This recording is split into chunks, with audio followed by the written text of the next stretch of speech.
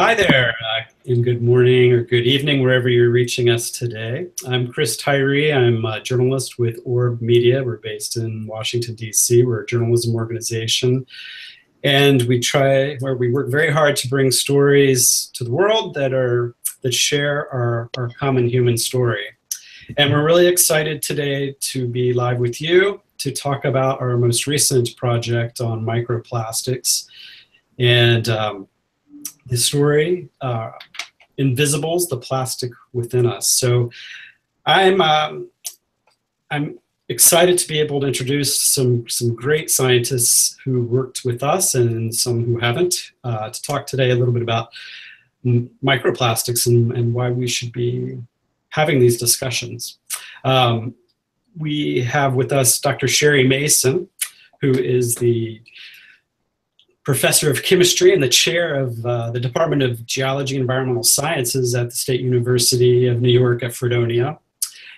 We have her research partner and who worked with us very closely in this project, Mary Kasuth, who just graduated from the University of Minnesota School of Public Health.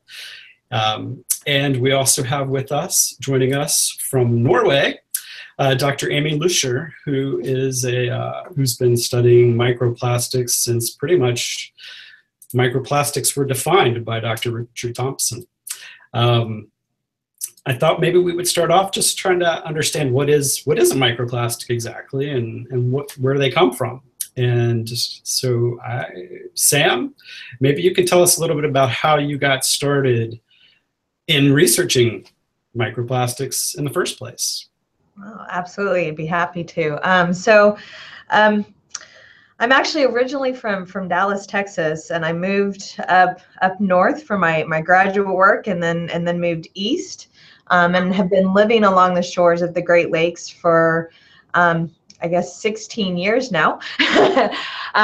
But it was about 5 years ago was the first time I was actually ever out in the Great Lakes.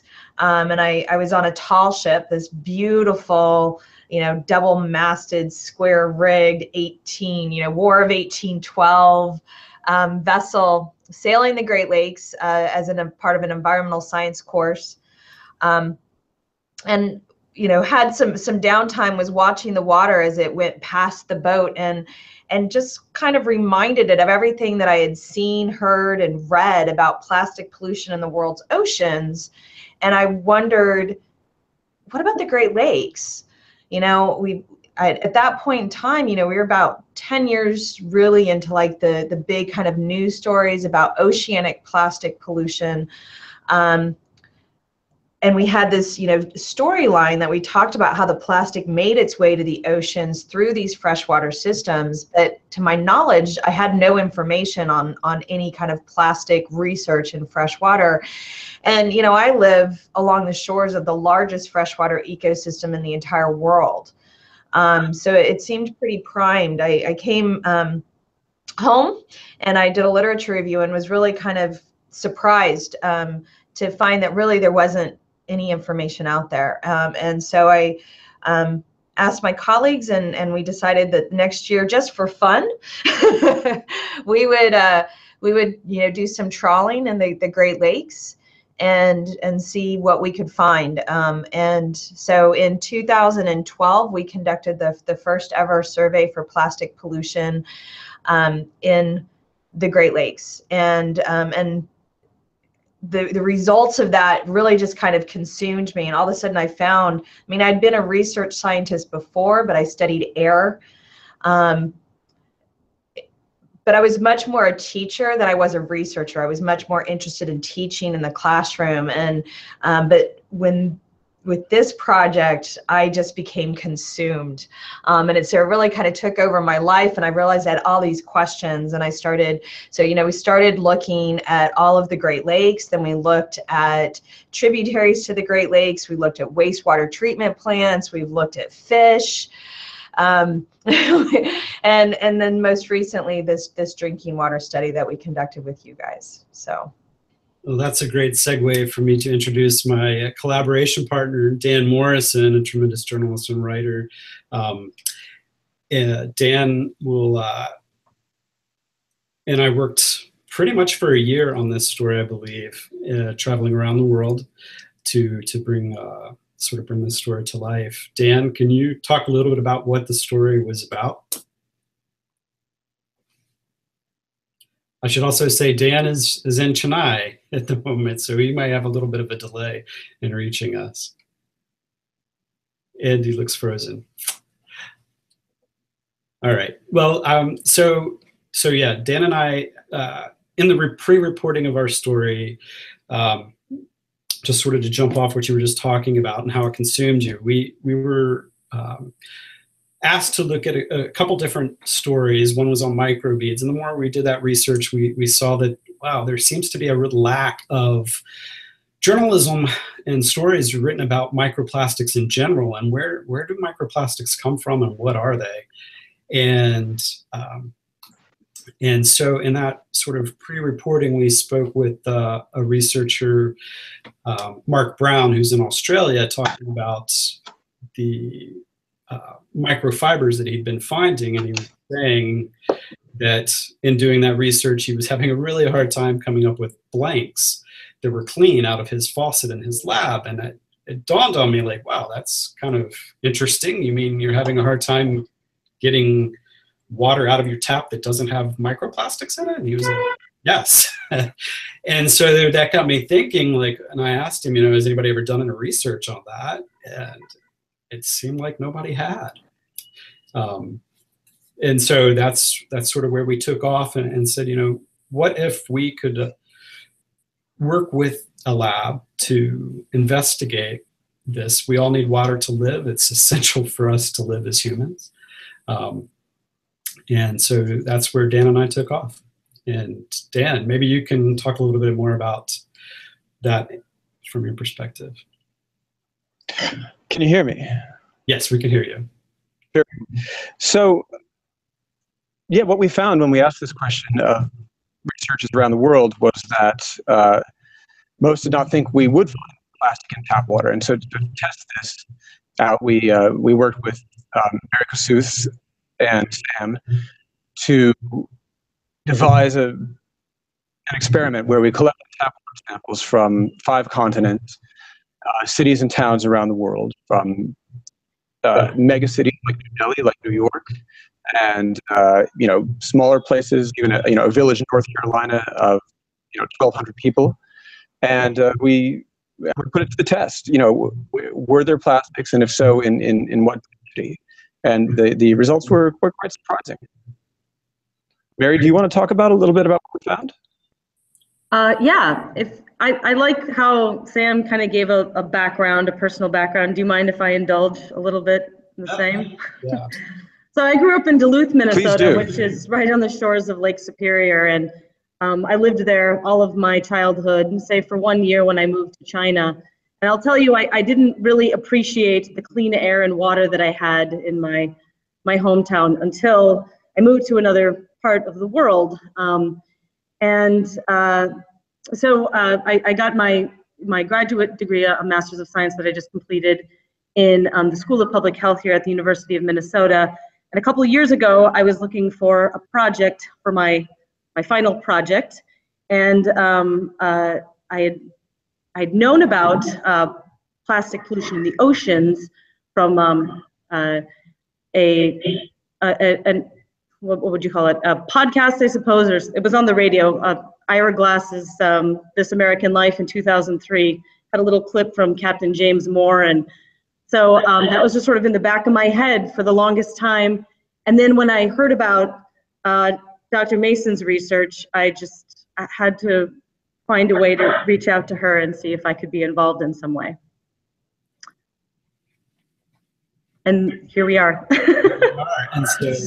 So what did you find with the study? So you contacted me, and it was kind of just a perfect serendipity where Orb was contacting me, and we were talking about what's kind of the frontier of plastic pollution researcher, and then you were contacting me, and it was just kind of a perfect marriage, because it was something that I had been really interested in doing, but didn't have the time or a research student to take on the project. And so it really was just kind of a perfect marriage where everything came together at exactly the right time. I love serendipity like that. So yeah, the stars were definitely aligned. yeah, so you took on this project, and I couldn't have asked for a better person to take that on. So tell us what you found. So yeah, in our lab here at the University of Minnesota, we received water samples that Orb, they were organizing, where the samples were coming from. And then I would receive the samples in 500 milliliter bottles with just a number on it. And I had no idea where they were coming from. All I knew was that I needed to pass it through my apparatus in the fume hood. And do you want to go into details about the... Yeah.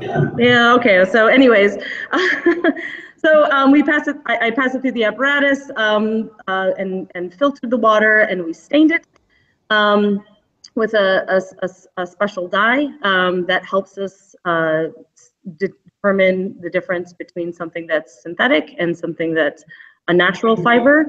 And we accounted and characterized all the different things that we found. And we got 159 samples total from 14 different countries. And as the report states, we found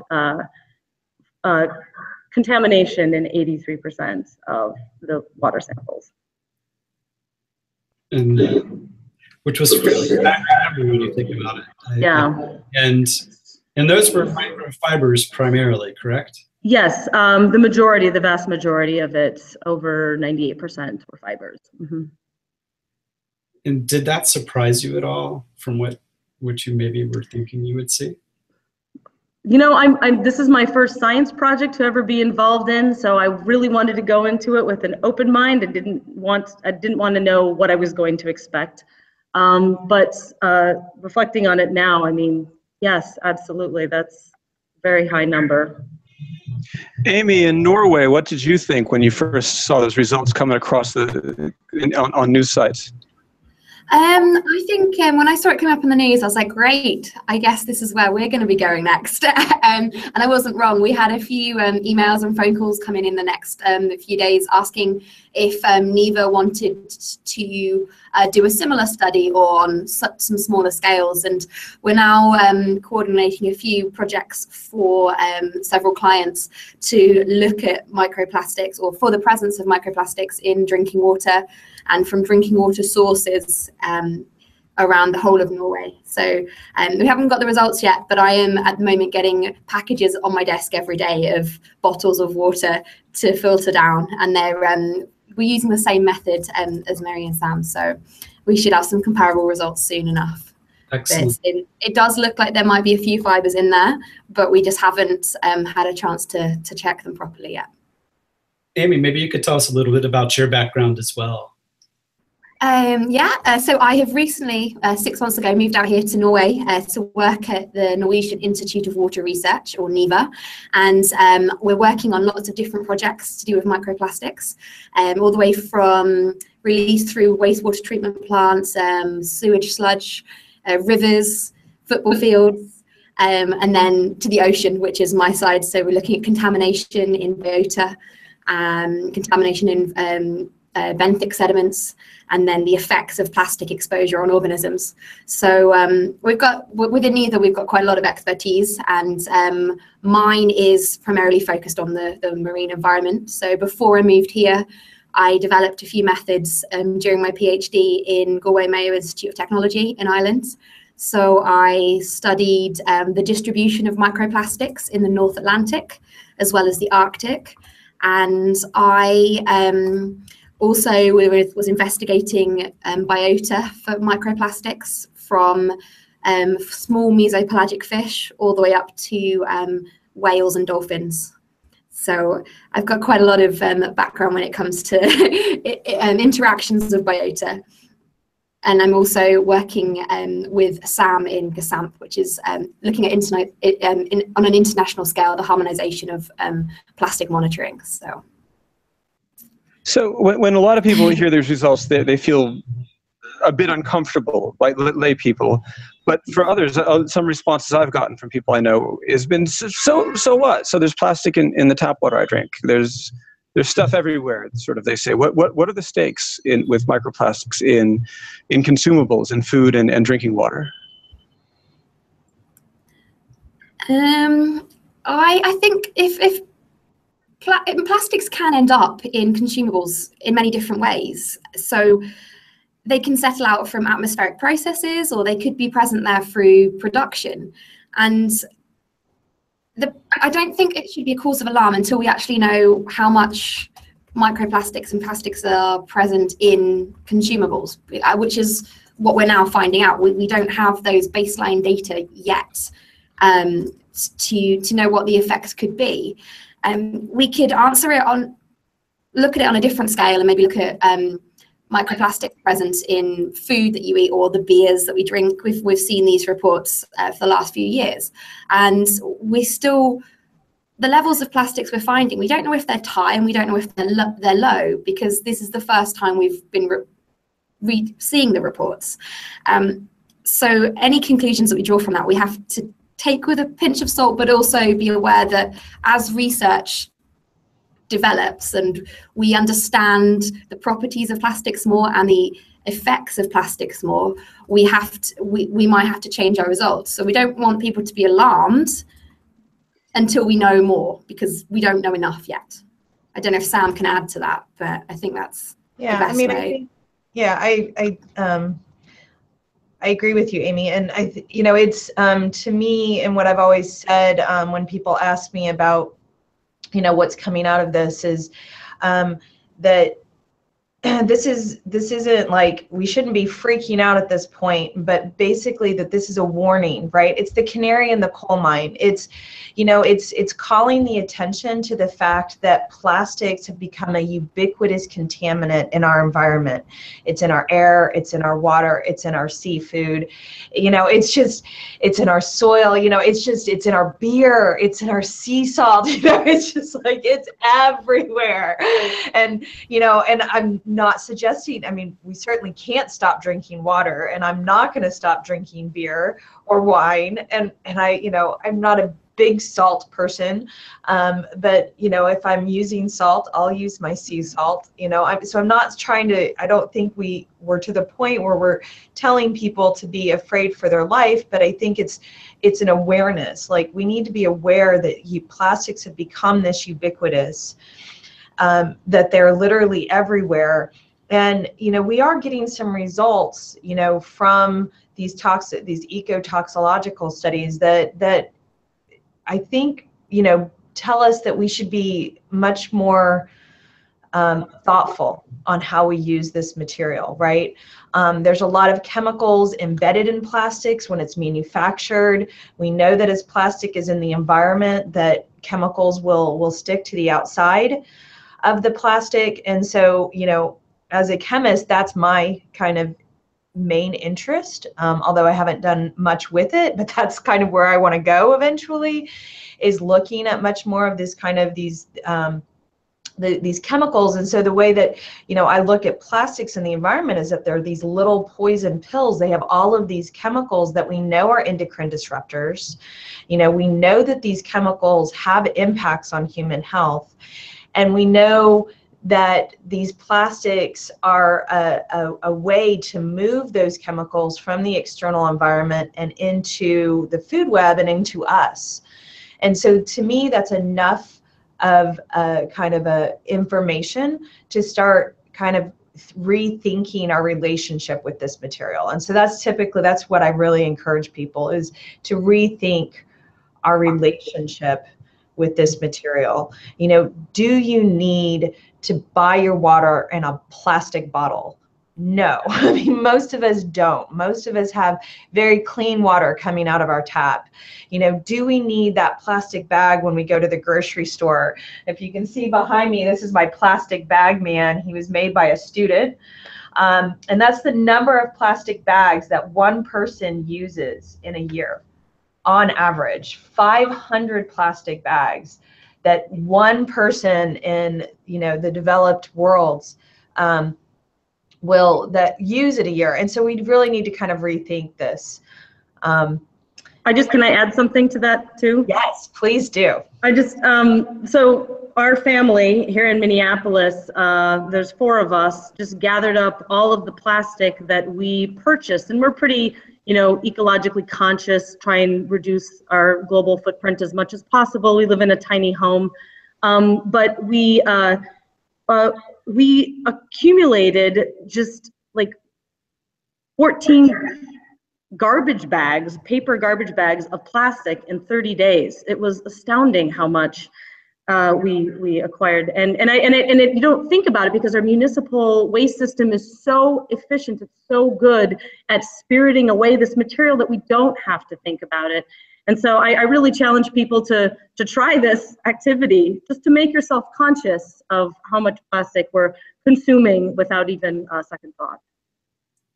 Absolutely. Maybe that's a good place to start to think about where does microplastic come from? Where are the different sources of microplastic in our environment?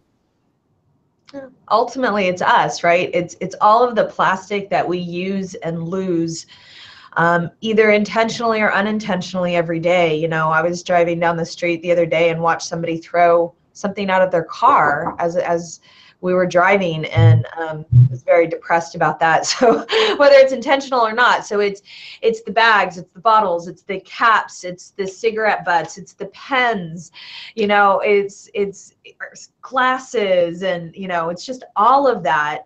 And then as it's released into the environment, the sun acts to dry it out. It becomes really brittle. Actually, my plastic bag man unintentionally became an example of this, because originally I had him, I should know better. I'm a plastic pollution researcher, but I had him in my office and his back was against the window.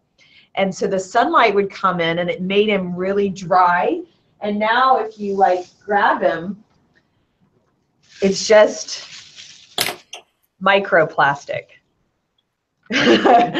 That's where it comes from, so the sunlight acts to make it brittle, and then cars drive over it, or the wind and the wave will pound on it. It breaks into smaller and smaller pieces. That's the vast majority. I mean, some plastics are manufactured as microplastics as well, and kind of the quintessential example of that, right, are the microbeads that we've heard so much about in the news for the last few years, things that are in our face wash, our bodies washes, and things like that.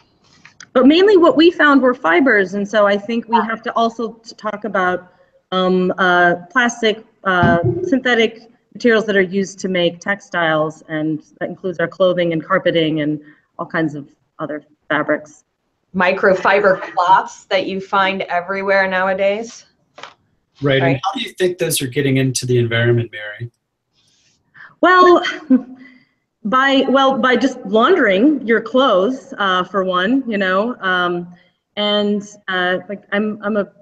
I'm from Minnesota. It's cold here. I'm a huge fan of fleece, but every time I clean the lint trap, I've looked at that stuff under the microscope, and it's just a web of all types of fibers. And I was talking to a fellow here who works at our municipal water supply, and he helps to, he's a coordinator and he knows all about how we clean water here in Minneapolis. And there's a huge reservoir of cleaned water underground, and he was telling me that there are vents, and these vents have filters on them, but the filters are clearly not fine enough to trap this material. So there's all kinds of places where this atmospheric deposition could come into contact with all kinds of consumables, including tap water. So we just having your glass of water on the bedstand even could be a source. Yeah. So we just got a great question from someone from Belgium, I believe, and they ask, can somebody elaborate on how tap water samples were taken? Here in Belgium, a fact-checked on the Orb Media report was done by experts from the University of Ghent, and no particles were found. So maybe you could talk a little bit about how the samples were taken, Mary, in the field. Oh, right. So the empty bottles were sent to people that through Orb, and they were filled once and dumped, filled a second time and then dumped, and then filled a third time and capped without any. We encourage people to cap it while there was no air bubbles in the top, and this is after they let the tap water run for a minute. So it cleans out the bottles and hopefully leaves no room for any atmospheric deposition. And in the lab, you also ran blanks or controls, right? That's right. So every day that I ran samples, I would run also one deionized water blank with this very ultra filtered water. And so there are 30 blanks in total. And the number of blanks versus the number of particles found in the blanks versus the number of particles found in the tap water is significantly different. So we had to run the blanks in order to know that the particles weren't coming from my lab or from my clothes or anywhere around me, that they were actually coming from the source. Yeah, and it's also important that, like, as Mary was filtering this, she did it in a fume hood, so there's an upward draft, so that again, that helps to diminish any kind of atmospheric deposition that might be happening. But the lab blanks are there to account for any contamination that could have been coming from the lab itself. So in our reported counts, which we can't talk a whole lot about right now because they've been submitted for peer review, but in those reported counts, what we did was we took the number that were in that we found in the water, and we in the sample water, and we subtracted the lab blank, right? So that we're reporting the most conservative numbers possible. We're trying to account for any kind of laboratory contamination, but there was a significant difference between what we found in our lab blanks and what we found in the water samples themselves. With regard to no particles being found, I mean, it was what 83% of our samples had particulate, which means 17% didn't. So it is possible to grab a water sample, right, and not find any particulate in it. I think that's an important point to make. And Chris, when you came out to visit and you had your video recording stuff, I didn't realize until you were watching me how much dishwashing I did. I mean, like a huge portion of this project is me washing dishes to make sure that everything is really clean. So yeah. Absolutely. And so, we see that we're probably getting these particles through our water now, but Amy, you had studied this in fish as well, correct? Maybe you can talk a little bit about that and what you found there. Yeah, that's correct. So one of my first studies, which is actually my undergraduate project at Plymouth University, was to look in over 500 fish for the presence of plastic particles in their digestive tracts. And I think on average it was 35.6 or 36.5% of individuals contained plastics. But that again meant quite a lot of them didn't contain plastics. And the numbers of plastics found were quite low, between 1 to maybe 4 or 5 particles per fish. And that's not a large amount, but it's still interesting to note that there were plastics there. We were able to identify the plastics down to polymer type because we used FTIR, which is Fourier transform infrared spectroscopy. It just allows you to work out the polymer to say, is it nylon or is it polyester? And then potentially you could look for sources, but we'd identify the polymers for most of the items that we found. And I think there's about 60% of those were fibers.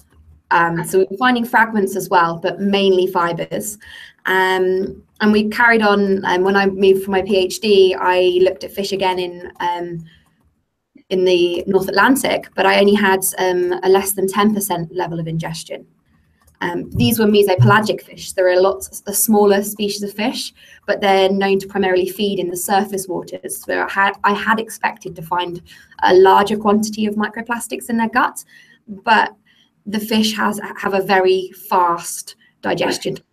It's quite possible that there was nothing in their stomachs because they had already been to the bathroom. So plastics may or may not be retained in an animal. We still haven't been able to work it out. We're still trying to infer, but so we have to remember that any organism that we sample artificially from the environment, you're stopping them completing their life process. So where we find that plastic is only a snapshot in time, and there are studies in the lab that show that the plastics can pass through an organism, and it's not necessarily retained. It can depend on the structure of their digestive tract. Such as like anything that's a tube, like a straw, plastics should theoretically enter in one side and come out the other side. But when we talk about for example, some crustaceans, they have a gastric mill. It's a really complex gut process, and more likely to get stuck because because it's not a tube. So it's very, very different depending on the species that we're looking at, and again, the size of the plastic in relation to the organisms. How far are we from being able to know where a fiber comes from? How far how far are we from being able to know the application of a fiber that you find in an organism or in the environment? It's very tricky. We can get the polymer, and when we have the polymer, we can infer potential sources. But we can't say that a specific plastic came from the producer down the road because they don't have chemical signals that are that strong to identify the locations. If it comes to a knowledge of the polymer and the polymer makeup, and you can identify potential chemicals that are associated with polymers, but we're unable to say the specific sources. I don't know if Sam can add any more to that, but it's extremely difficult, and it's one of the hardest questions to answer as to where these plastics do come from. Yeah, I think that's very true. I mean, that's the sourcing of microplastics is kind of the holy grail of what we do. And I think that's part of the reason why the microbeads thing became so prominent, was because this was like one of those few times where, you know, you could actually find something in the environment and tie it back to a source, where we could do, you know, studies on the microplastics and then be able to actually identify it from a source. Hey, Amy, I was wondering, so we had a question come in, and I think it's you know, I can answer it from having read stuff, but I think this is much more in your area, so I think it's a better one for you.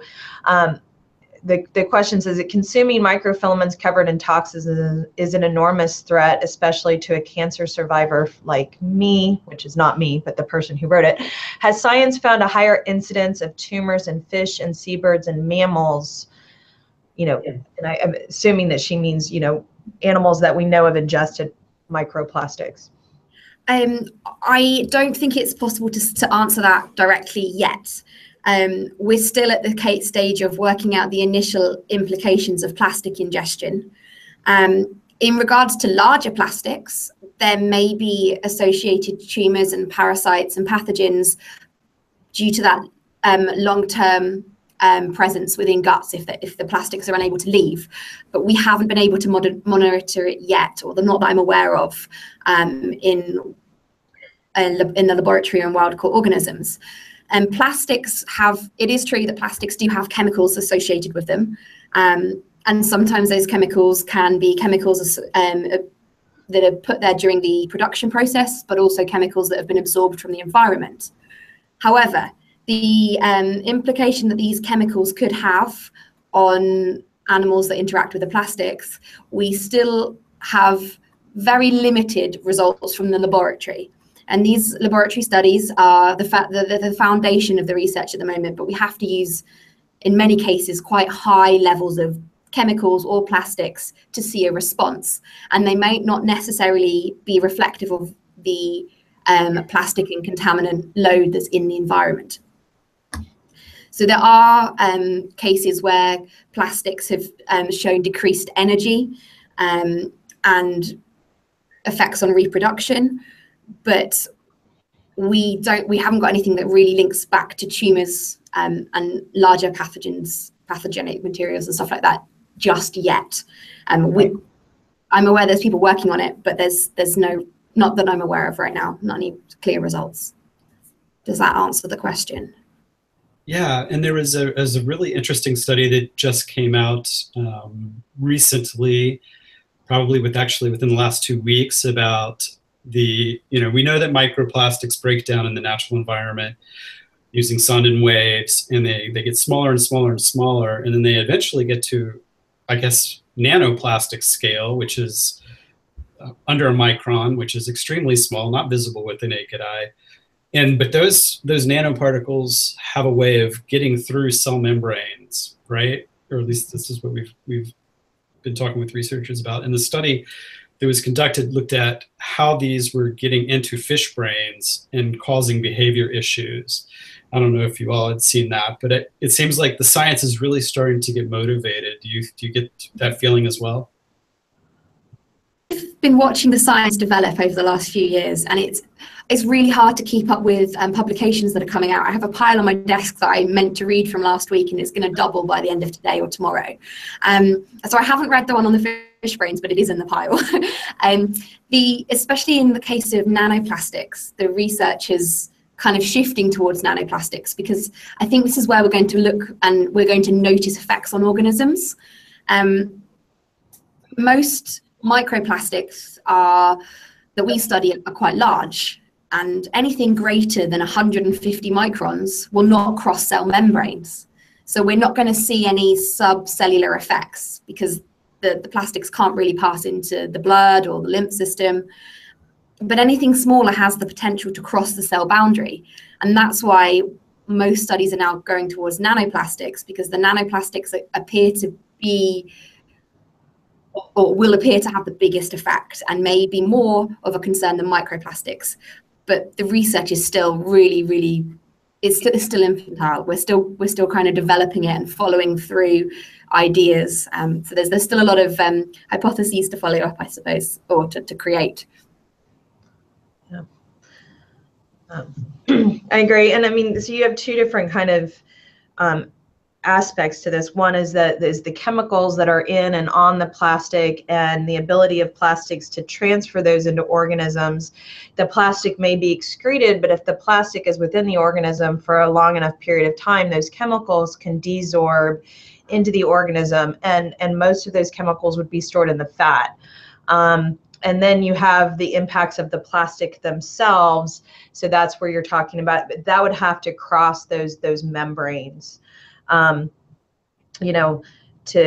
In order for the plastic itself to have an impact, it would have to go across the membrane. And so these are the kind of the two different areas that, and this is really kind of the forefront of plastics research, I think, is these kind of ecotoxicological kind of questions, where we're trying to understand what are the impacts.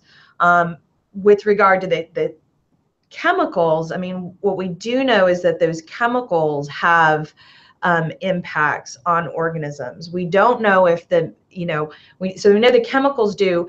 Are the chemicals getting into us from the plastics? That we don't really know, or how much of it is getting to us from the plastics versus other pathways, that we don't really know either. So there's still a lot of kind of uncertainty out there. But again, I kind of go back to the precautionary principle, right? If you have evidence that something can be having an impact, doesn't it make the most sense, especially if it's a material or a substance that you don't need? I mean, there are logical uses for plastic, but the vast majority of plastic, the way that it's used, is completely illogical. We're making disposable products out of a material that lasts not just a lifetime, but multiple lifetimes. And that's the real question, right? So that's really where we need to rethink our relationship with this material. I know that there's some questions that have been coming in, and one of them was, where does the water that we sampled, where did it come from? we tried to gather that information, and you know, a lot of it was you know, especially in developed nations, it went through treatment, and we're collecting this at people's tap. So it had been through a filtration process prior to us collecting it at the tap. Sometimes people had filtration equipment set up at their tap, and the water was collected after that filtration equipment. Sometimes they had the filtration set up, and they took it off, and we just collected what was coming out of their tap directly. But some of it, you know, was probably groundwater and surface water. Sometimes people weren't completely, they didn't give us all the information that we asked for. So there's, you know, there are some kind of questions there. But a lot of it had gone through a water treatment process, which is what was surprising to me, because I really thought our water treatment process, especially here in America, is so good. I know that most of it is, you know, filtered down to the micro level, that I didn't really think that we would find anything in our water, and yet we still did. And so I think that that tells you that, you know, I suspect that a lot of this is coming into our tap water from air, from the air and the contact with the air. So even though it goes through a filtration, it's then immediately in contact with air, and if there's plastics in the air, then it'll get back in the water. And somebody else had asked about how plastics break down because the chemical bonds are really strong. Yes, in plastics, the chemical bonds are strong. It's a hydrocarbon molecule. But when you're talking about them breaking down, as I showed with my plastic man, you're not talking about breaking those bonds. You're talking about breaking the attractions between the molecules. You know, I mean, things can break down to nano-sized particles, and you're still not down to the molecular level. So, you know, there is some chemistry that happens to the molecules, but very little chemistry is actually happening. So the thing with plastics is that, unlike natural materials, they don't biodegrade. So as the plastic is breaking into smaller and smaller pieces, the polymeric chains themselves are actually remaining fairly well intact.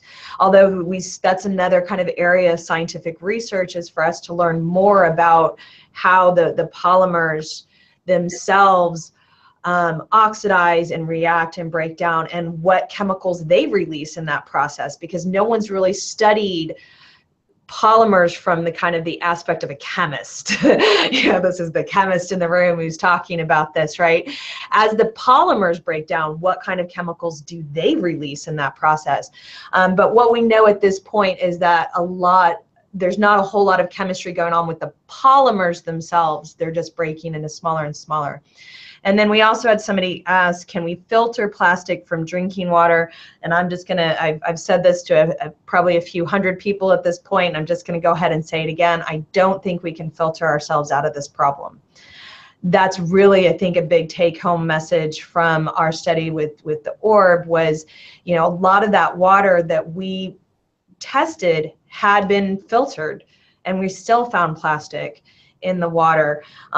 You know, I'm not saying that to depress us all, but at the same time, I think as a species, we tend to want to solve problems after they've already happened, right? Like, rather than reducing our use of plastic, we just want to be able to recycle it. Well, you know, rather than solve the plastic pollution problem, we just want to be able to filter our water and have it go away. But, you know, really, if we want to solve this problem, we have to think about striking it at its source. What is the source of the problem? And the source of the problem is us, and it's our relationship with our material. It's our production of this material, you know. So, you know, I just think that we need to kind of reevaluate. And I don't know, I've been talking for a very long time, so I'll share, let other people join in on this.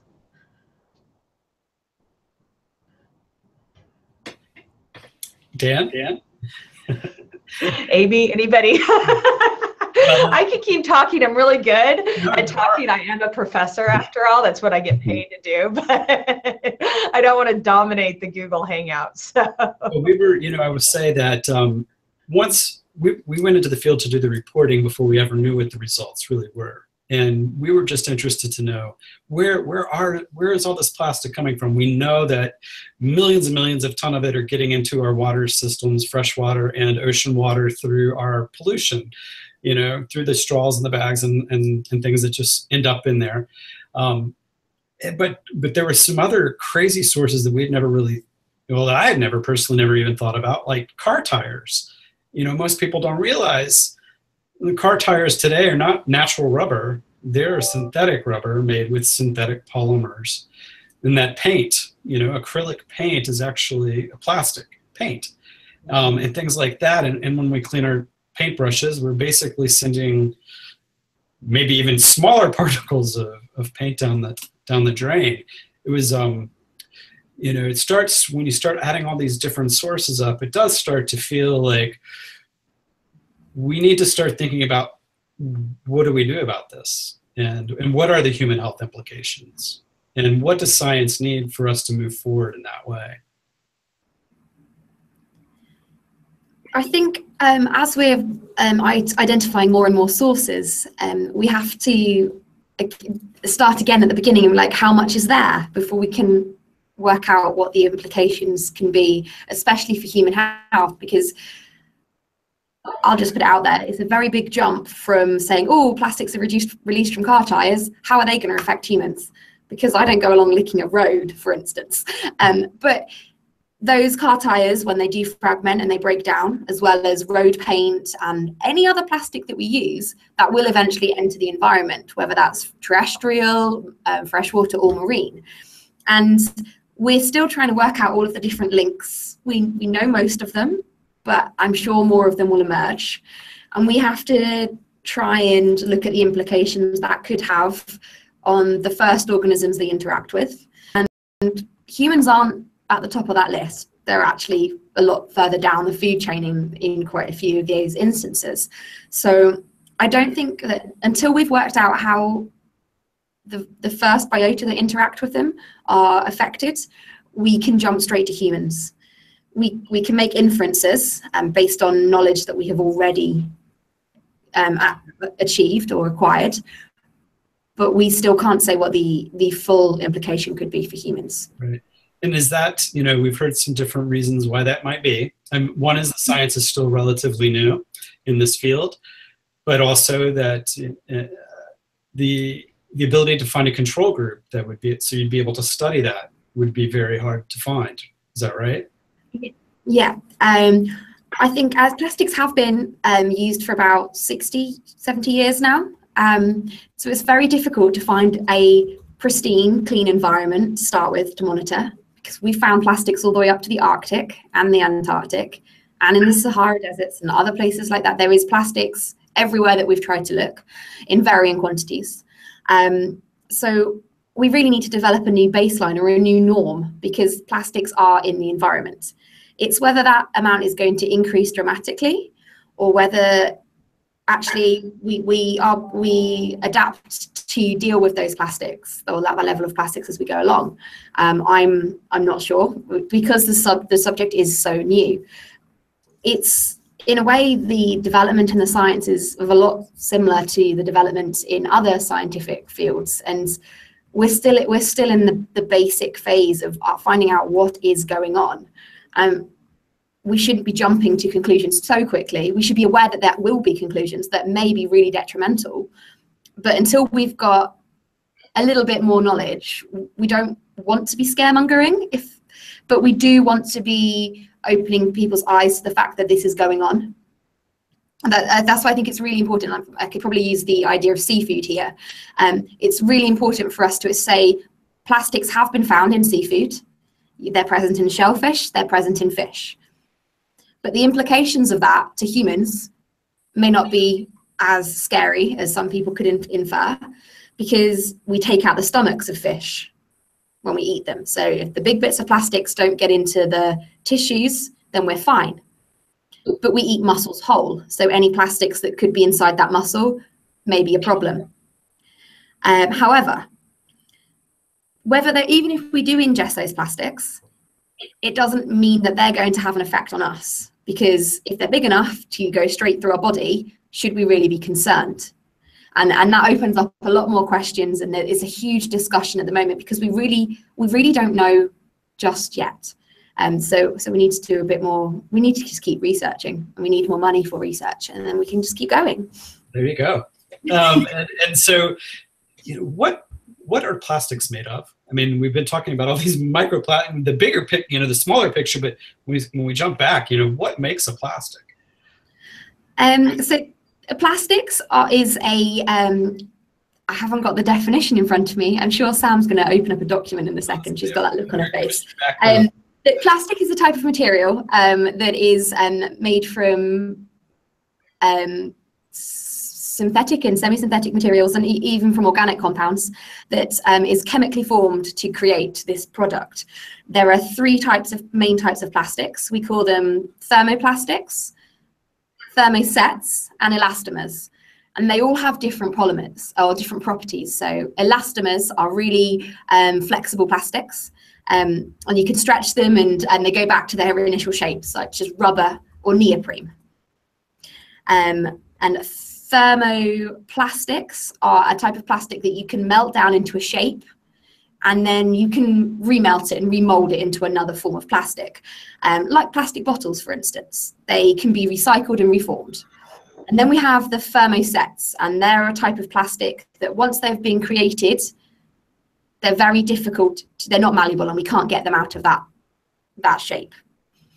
But that's the three classes. And then within all these classes, we have different polymers, and they all have different chemical makeups. So the most common polymers that we find are polyethylene, polystyrene, PVC, polypropylene, nylon, which is a polyamide, and then polyesters, and I've probably missed a few, but it's like species of animals, and we have to follow our way down the list to find out which one we're looking at.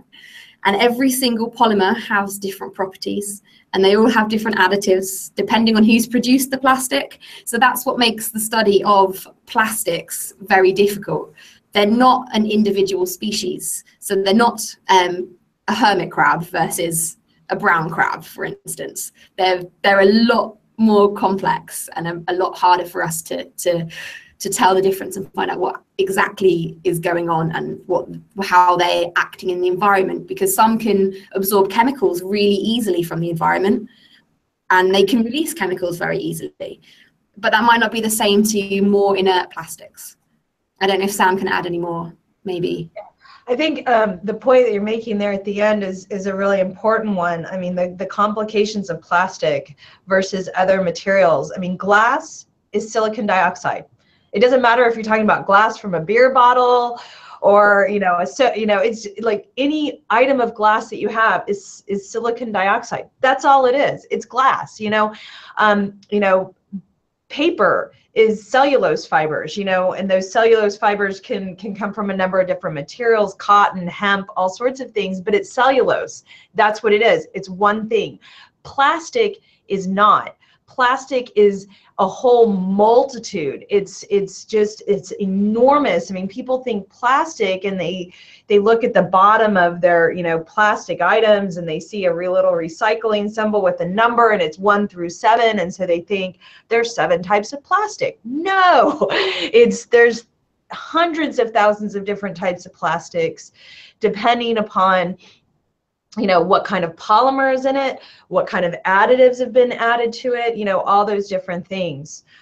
So it makes it terribly, terribly complicated. It's a really big area, and this is why plastics are so difficult then to recycle, because even if you have a bunch of things that are labeled plastic number 1, which I think is high density or low density polyethylene, they're not all going to be the same, even that they have the same polymer in them, because they'll have different additives to them, as Amy was pointing out, depending upon who manufactured it and what you're manufacturing it for. So because plastic is really a mixture, it makes it really complicated from the standpoint of recycling it. And I have a stupid analogy for this that involves making cookies, if you want me to go into more detail. But again, I don't know if I'm talking too much. No, no, not at all. And I think in doing the reporting on this, I was really fascinated sort of by the disconnect of what those codes mean. They're resin codes. They're not they're not plastic codes. Right. And so within each of those different resin codes, you might have a couple of different types of plastic, especially in resin code number 7, which seems to be the catch-all for anything, and maybe the one we should be most afraid of. I was also kind of startled to learn that my coffee cup lid universally is one that isn't the safest of them. Resin code number 6, which is polystyrene, right? So, what percentage of plastics are made up with petroleum byproducts, or I mean petroleum in general? Is that most plastics, or most plastics? I would say percentage, yeah. Right, and so Amy has a good point. So we have the basic plastics, but then you have the different plasticizers that give it the form and function for what we wanted to use it for, and some are. And in addition to the plasticizers, you have colorants, you have UV stabilizers, you have flame retardants that are added to plastic. I don't really understand why, so yeah, you have just so many different additives that are incorporated. Is there, where do we go from here in the study of microplastics and nanoplastics? Where do we go from here? I mean, I think Amy and I've been bringing up, kind of, there's so many questions still out there. I think a big aspect of that is, understanding the ecotoxicology, right? What are the impacts of these plastics? And that takes a multitude of different forms, because you're talking about the different polymers, you're talking about the different sizes, you're talking about the different additives, you're talking about their different ability to adsorb chemicals, how long they're retained. So the morphology of the plastic could have a lot to do with it. So fibers versus pellets, things that are round versus fragments. Amy, I don't know I think you touched on this because you found a lot of fibers in your fish, as did we. We tested, 25 different species of fish from the Great Lakes, and we found way more fibers than anything else. And in my experience, I mean, it was just for fun. I was playing in the lab. I took the gastrointestinal tract and I smeared it across a glass plate and just looked at it, and just saw all of these little fibers that had basically embedded themselves in the gastrointestinal tract, which would indicate that they're going to be retained, versus the fragments that we were finding, we typically found within like the food, like, not actually bound or not actually put. And so the longer something is retained by the organism, the more likely that you're going to have those chemicals desorbing and going into the organism that ingested it. So morphology is a big part of it. So I think ecotoxicology is a big kind of area. It's one way of describing a mammoth kind of questions that are out there to be answered. We still have a lot of questions, though, about the occurrence and the distribution and the abundance in the environment as well. So I think a lot more needs to be done there as well. Amy, do you have other thoughts? No, I think you kind of covered it. Fibers do tend to have, or do tend to be the most abundant in environmental samples, sediments, water, and biota. And then when we look at the lab studies, most researchers use very uniform shaped plastics, such as microbeads or polystyrene microbeads. So they have a very specific form and very specific chemical makeup, but the environment contains lots and lots of different particles. And most of them appear to be fibers. So we really need to start looking at more environmentally realistic laboratory studies to be able to monitor the effects of plastics. But we also, again, have to remember that in the environment, there's lots of other chemical stresses that can affect plastics, that can affect biota, and it may not be the plastics and the chemicals themselves, and it could be a combination of lots of environmental contaminants. So the study has got a long way to go yet, but we are in the right place to start. We're already starting in the right place. We've just got to build on that for a while. And so one sort of final question before we start to head over into the next segment. How important do you think this report was that Orb did in this reporting of this story? I think the report has been really good to get into to get the subject of microplastics and microplastic fibers into the public eye a lot more, because I'd say the microplastic microplastic research has been dominated in media by microbeads, and we don't find that many microbeads in some of our environmental samples, but we do find lots of fibers. And I think drinking water is a lot easier for everybody to relate to, because everybody drinks water. And knowing that you're directly ingesting this potential environmental contaminant, then it's significant for the general public, for anyone to know what you are ingesting. And it's definitely opened up a lot of eyes, because back when I was doing my PhD, I decided to filter the tap water just to see if there was anything there. And I thought, oh yeah, look, I'm finding fibers. But I really didn't think about taking that any further. And I did the same with bottled water, and I found fibers, but it didn't cross my mind to do a study, because I thought, hey, there's just plastics there. Oh well. And we're 5 years later now that finally someone's done a really useful paper to say, or a study to say, look, that it is going on, it's there, it's globally in our drinking water. Now is the time to start thinking about plastics and how we prevent it from getting into the water. So I suppose, as we know, it's everywhere. We should really, really start looking at mitigation effects to prevent the plastics getting there. Yeah, I agree with Amy. I mean, I think that the big part of this was the global coverage. First of all, that we got samples from across the globe, which was really exciting to do. And what's really exciting about doing that is that it really shows that this is everywhere. This isn't a third world problem versus a first, developed nation problem. This is literally everywhere.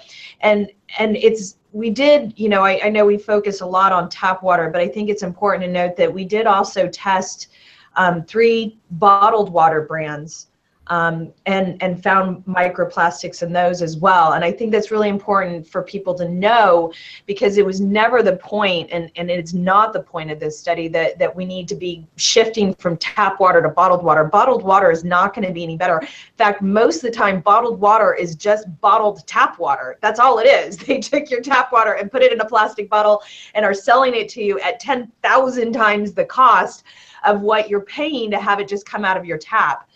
So it's completely illogical.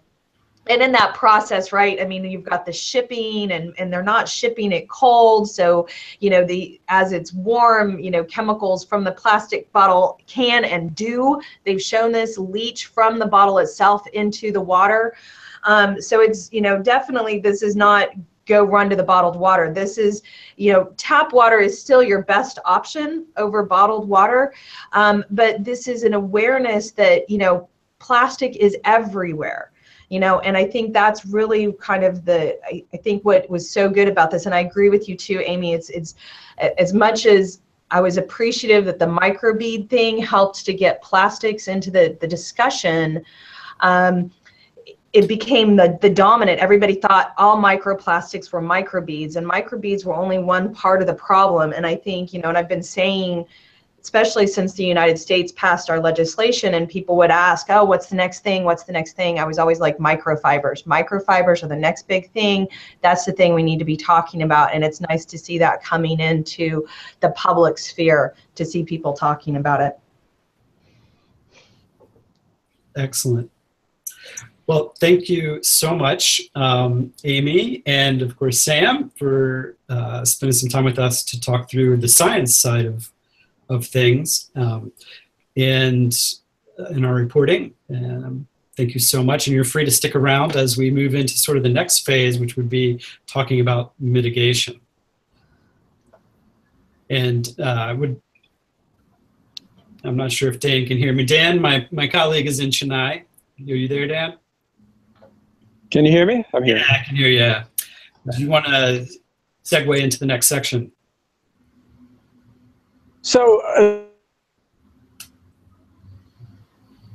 two things. One we addressed previously, which is what does this mean for people? What does this mean for human health? And there are a lot of questions about that haven't, that we're just beginning to answer.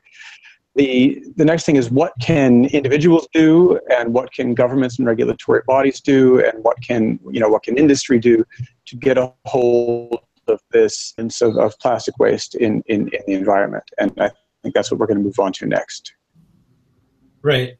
And so I would like to introduce a couple amazing people who've been sort of on the front lines and looking at this plastic research, plastic pollution. We have Maria Westerbos, who is she's a pioneer in this, the founder and director of the Plastic Soup Foundation. And we also have Mark and Merrick Havdra, hopefully I'm saying that correctly, Merrick, who has a big announcement to make. Who just he's been working in this field for a long time, but who just received some great news recently, and I'm going to let him share that. So maybe both of you, we'll start with you, Ms. Westerbos, and just sort of talk about your background and what brought you into this field, and then sort of where you're going. Yeah, sure. Can you hear me loud and clear? Because this is for me really new. Right now I'm in Alicante to soft launch our app, My Little Plastic Footprint. We worked on that for 2 years. But you guys might know me from the Beat the Microbeat campaign that we started in Holland in August 2012, and that conquered the whole world. We were the ones that told Unilever to stop with adding microbeads to cosmetics during Christmas 2012, and after that it became a worldwide campaign with a lot of success. And then you might know us from the mermaids research and the dissemination we did. We know everything about fibers and the coral bowl. And we know everything about the guppy friend and filters. And right now we are very much trying to put the health issue on the agenda, because we think that the only thing that's the most important narrative to change our attitude against plastics is does it do with the human health? Is that enough for now? Oh, that's great for now. And so, yeah, Merrick, can you hear us okay? Oh, you're still muted. There you go. Do you hear me now? Yes, great. Thank you. Thank you for joining us. Well, thank you for inviting us. Hello from Prague. Good afternoon and good morning to the States. I might start with my own background because I've been attentively listening to all the hour before.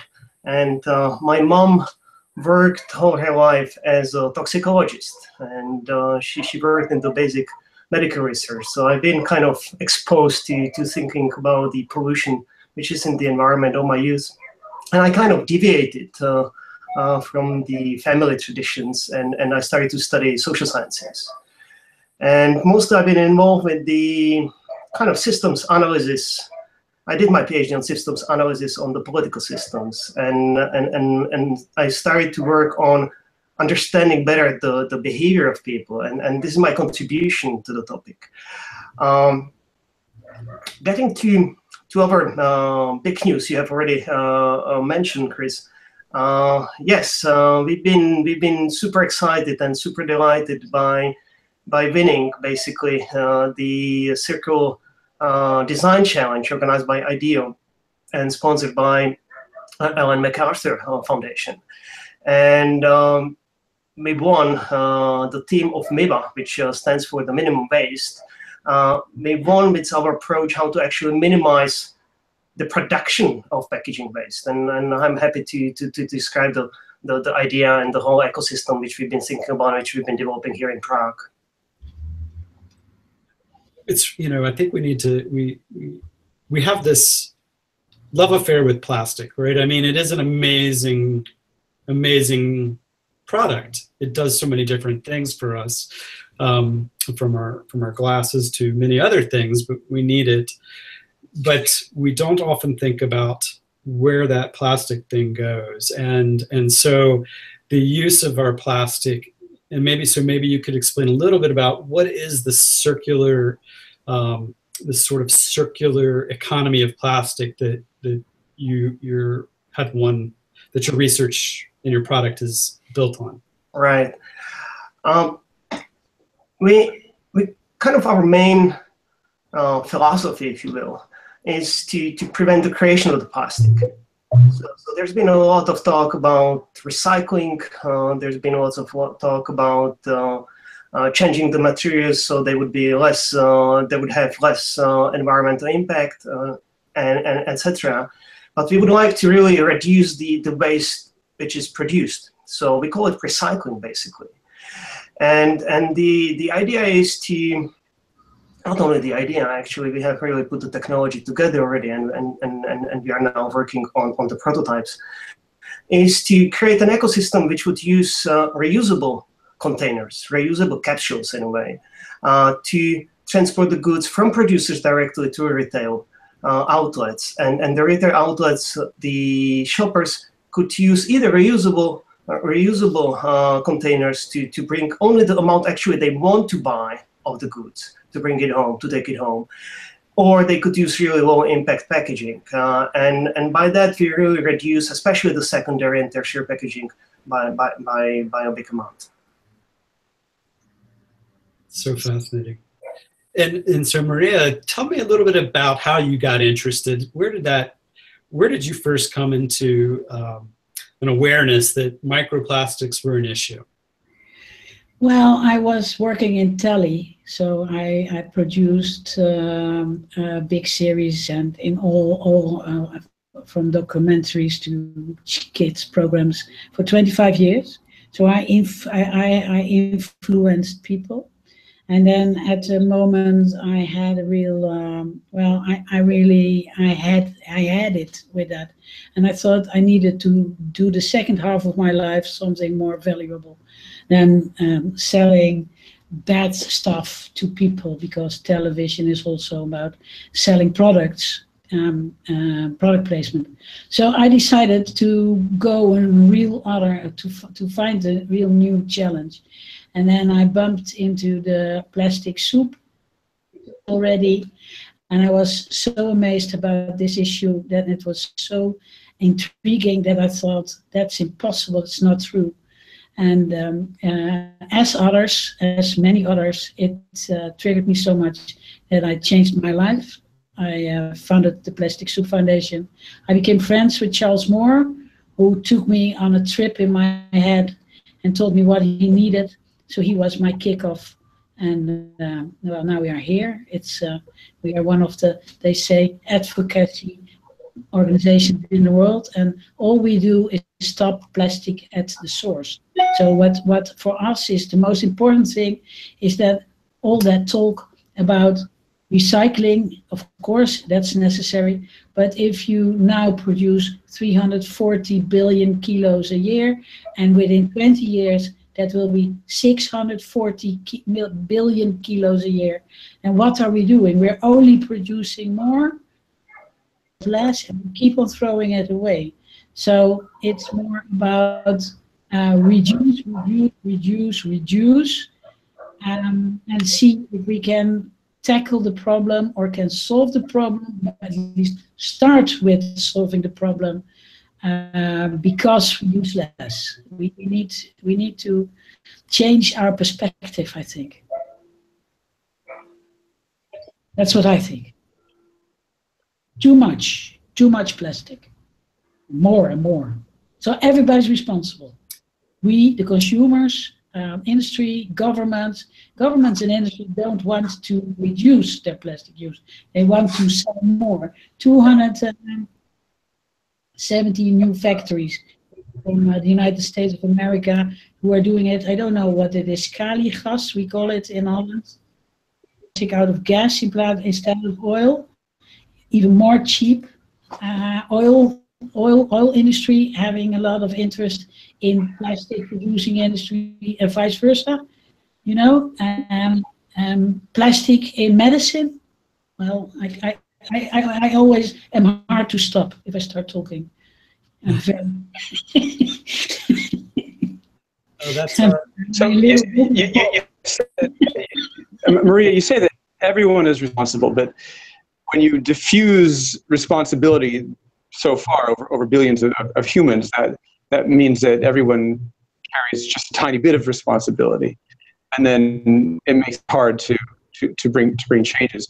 What are some concrete ways that you want government, or industry, or consumers to address this in their daily lives or in their business models?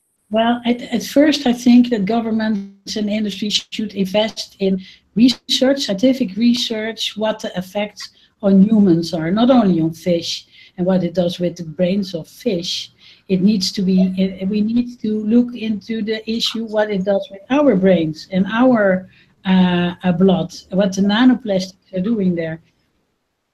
How much plastic is where? We should look into nano technology to detect the plastic. I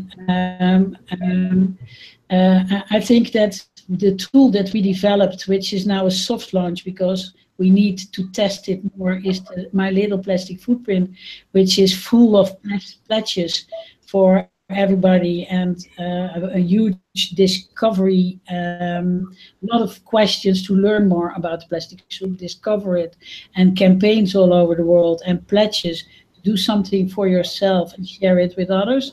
But that's for people at home, because if you hear that it's in your drinking water, which is incredibly important to know, then you as a consumer, you cannot do nothing, you're powerless.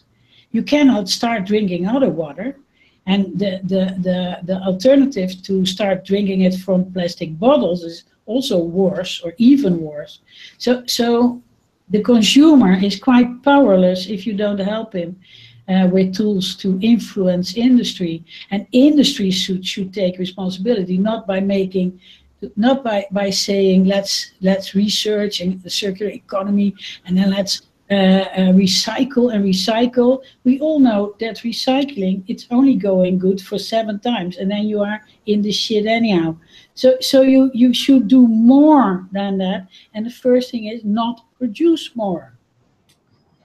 Your use every time again and again, and offering that to the big world. I believe we found in our research, we wanted to see, just how big is the plastic economy. And it's pretty big. I mean, it's bigger than a lot of countries' economies, just the plastic economy. And I'm really interested. So it seems like there's a number of fronts. One of them is a personal thing. It sounds like you're saying we need to personally take some responsibility.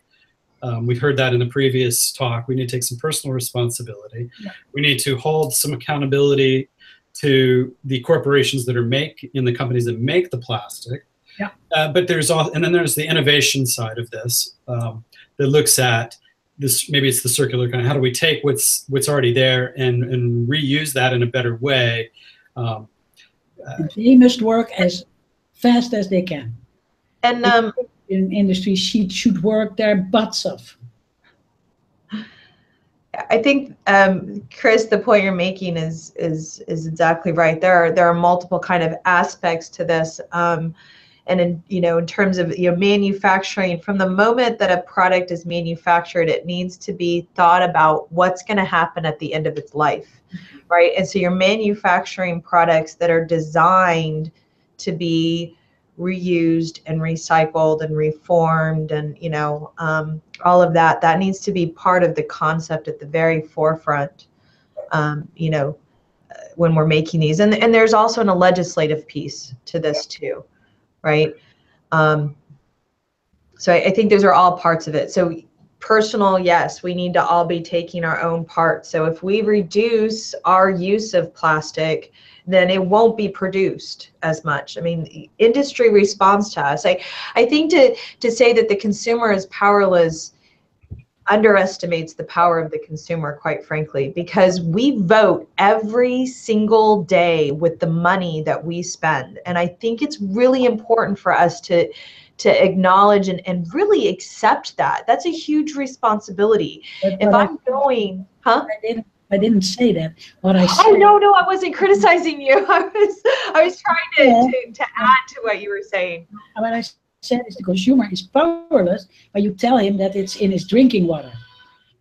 The consumer can do whatever. He is responsible, but in his drinking water, he's powerless. Right, and the filtering, that's where I said, I don't think we can filter ourselves out of this problem. I mean, once it's in our drinking water, right, which means we need to really think about this stuff at its source, really focus on that. Yeah, can I jump in? Yes. Yeah. Do you hear me? Yeah, we would, I very much agree with what Maria said, and as well what Sherry is saying, in terms of that humans, we are reactive. So we are just reacting to a problem which we already create, and it's us who is the problem, obviously. Yeah. But to tackle the problem, there is a number of layers we need to address. We need to understand what the needs of consumers are. In order to change the behavior, we have to create conditions. We need to understand what the needs of the producers are, actually. We need to understand what the needs of the retailers are, because they are still bringing the goods to the market, and it's not going to change in the foreseeable future. And this is how we're trying to solve the puzzle, actually. We're trying to implement a system which can actually function in the current setting. You don't need to be completely overhauling the retail. You don't have to be completely overhauling your packaging. You don't need to be overhauling the production. And you don't need to be completely overhauling the consumer habits, because the consumers are looking for the goods, and they will be buying the goods which is available.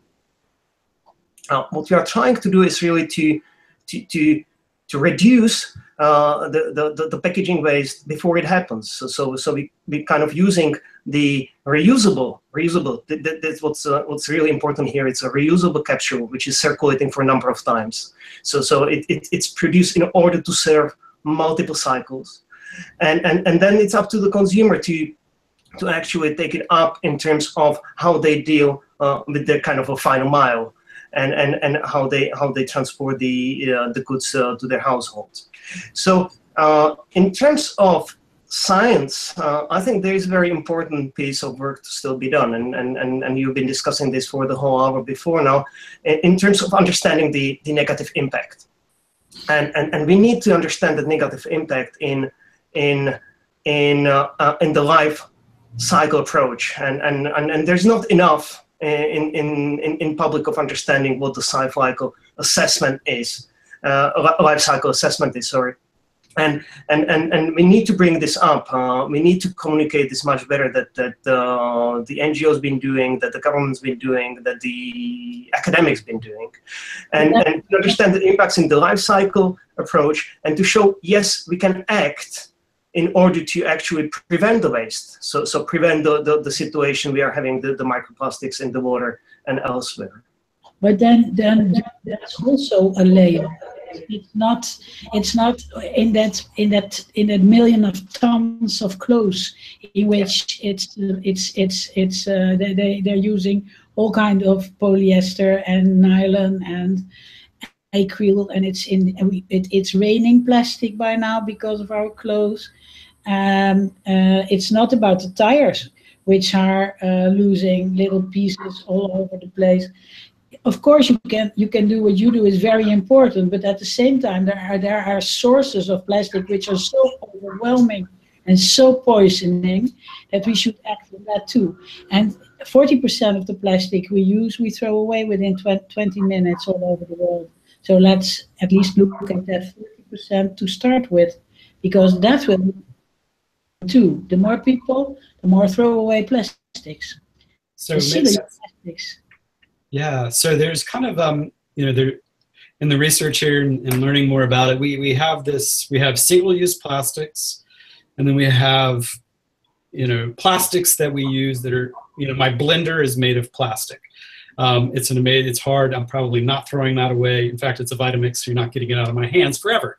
But but we do have a lot of single-use plastics, and maybe you can talk a little bit about that and how you see our use of that, and how is that growing or not growing, and what are you doing about it? We, the Plastic Soup Foundation. Mm-hmm. Well, yeah, both, yes, because I think it's an important question. I think I was stunned. So one of our projects with this piece, we took a day, we took 24 hours, and we filled up a bag with our single-use plastic for that we used that day, just that one day, and then we took a photograph of it. And I could have minied it, and I did it 2 or 3 times, and I couldn't fit all the plastic in the frame of my camera, and I'm a pretty good photographer. So we're definitely using a lot of single-use plastic we have an icon project which is about the flower industry. Holland is huge in flowers, so we picked out the single-use tray for plants, and we looked into that. And Holland is exporting, I don't know, 48 million of kilos of those trays to Germany, Austria, Switzerland, and then there was this LCA, including the taking into account that it was single-use plastic, and the LCA showed that the tray that you can use multiple times, even 25 years easily, was much better. And you know what the big auction in Holland did? They threw the report into their drawer. And they said, well, we're going to improve the single-use tray. We're making it thinner, and then we're going to improve the recycling issue. And the only reason they do so is because they make money they're making money out of the single-use tray. So industry, in this case, is not willing to change its behavior. Even worse, it's cheating and lying. Of course, we are now talking with politicians in Holland. What we can do about that? But single-use plastic is a source of money, just making money. Yeah, if I can address your question, Chris. Yeah, please. Yeah, exactly.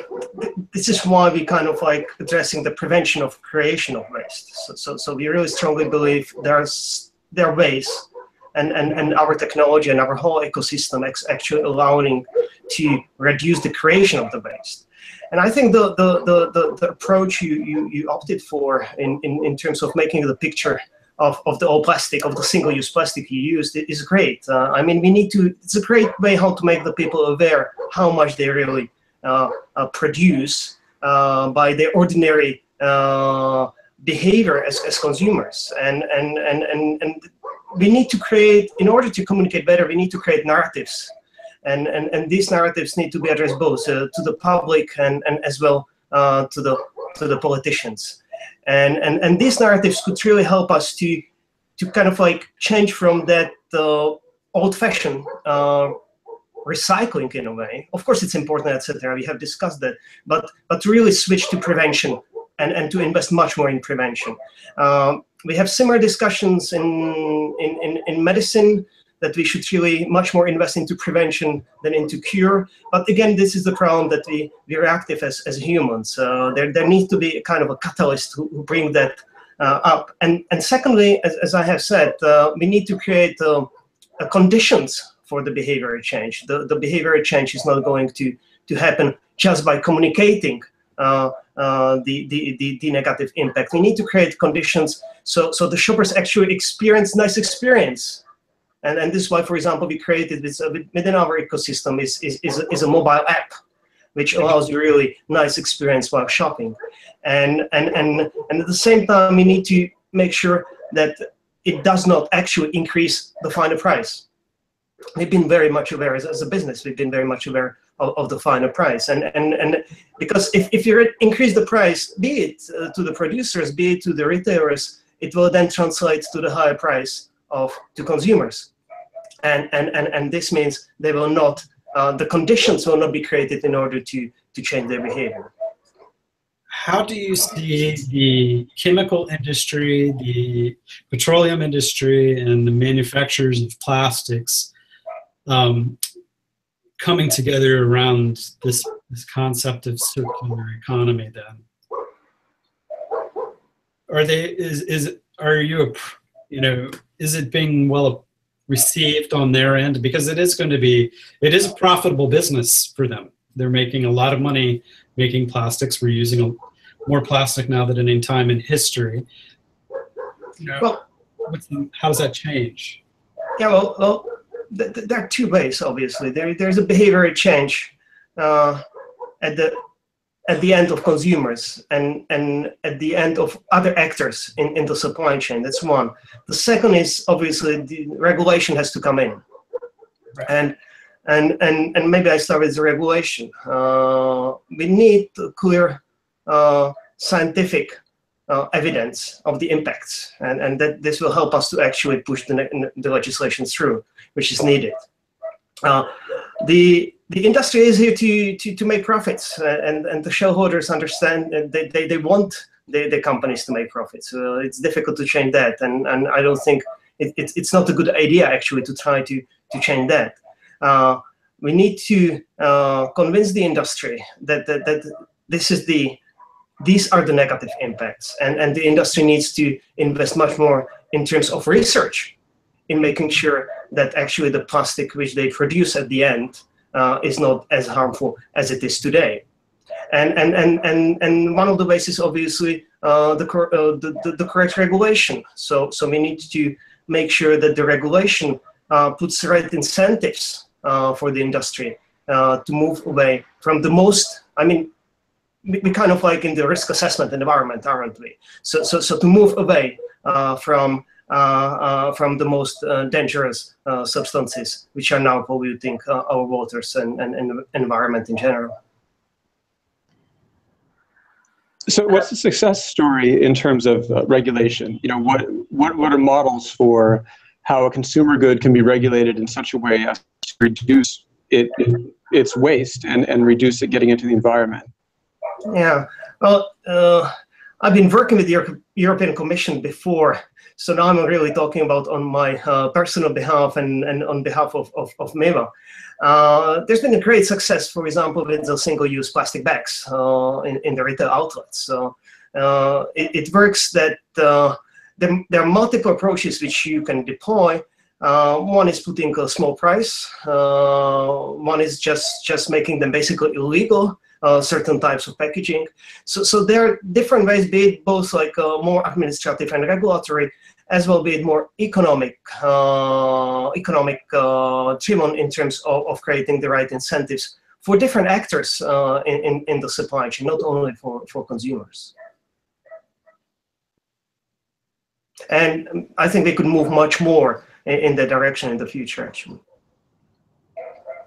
I mean, I think, you know, extended corporate responsibility is kind of what Merrick is getting at, right? Where, I mean, in the case of plastic bags, the fee is passed on to there's a fee associated that's on the consumer, but you also have where you require industry to be responsible for the products that they manufacture. So in the United States, this most frequently is connected to electronics. So at least in many states, in New York State, this is the case. Any place that sells an electronic device has to accept that electronic device back for recycling, even if the person didn't buy it there. Yeah. So if I buy a computer from Best Buy and I want to return my own computer, even if I didn't get it at Best Buy, I can take it to Best Buy. And have them recycle it, right? So that's extended corporate responsibility, where the corporations are responsible for the product, the end use, the demise, whatever, of their products, so that they can be recycled. And I think that's an important part of that, the circular economy. You know, so people who manufacture plastic bags are responsible for where those plastic bags end up. You know, I think that's a really key kind of legislative piece to encouraging the change in industry. If industry is responsible for where their product ends up, then they're going to be much more conscious about it, especially if there's a fee associated with it, right? I think the other part of this too is you mentioned like how much industry makes off of the plastics industry, but they also spend money on that, right? On disposable products, there's a lot of money that is to be spent on that. Buying, a lot of the companies who make, for example, plastic bottles, right? I mean, they're buying virgin material to make that plastic bottle because it's easier for them to manufacture a plastic bottle from virgin material than from post-consumer plastics. That's getting back to the whole plastic is a mixture thing that we were talking about earlier, right? And so it's really complicated for them to use post-consumer plastic. So they're buying virgin material. If instead, there's money to be saved from the circular economy. So, if you're making your products such that it's a circular kind of economy, that can save your corporations a lot of money. And so I think there's, more probably needs to be focused in on how companies can save money by reducing the disposability of their products. Sure, I very much agree. And I would like to operate on the first point you made in terms of actually putting the price on the real impact. At the moment, this is the way actually, if we put that price on it, we could really speed up the change. And in technical economic terms, in the economic theory, we're talking about internalization of the externality. And the externality here is the overall negative impact of the plastics. And we need to understand what the negative impact is, and then we just need to actually include it in the price, basically. For that, the research could really help us a lot. One of the ways is how you do it in the environmental economics is that you kind of like look what would be to clean the environment. So what would be the cost of cleaning the environment back? And then you try to understand how much actually each plastic and each of its types actually contributes to the pollution. And I think we're not using this enough at all. We should be thinking about putting that price either in terms of the outputs of the industry, so be it the kind of like it might be kind of in a way a special tax on the plastic production, but as well we can look into the inputs. So in this case it could be, for example, additional tax on the oil or on the virgin materials which are actually transformed into plastics. I remember, if I may, a plan of the UNE which was not realized in the end, and from Doug Woodring in Hong Kong, to ask for every kilo and every 1,000 kilos of plastic you produce, 1% tax. And if we would do so, we would have 4 billion to start cleaning up the oceans and the beaches. But the plan never made it, unfortunately. Why do Only 1% every 1,000 kilos. Why do you think it didn't make it, Maria?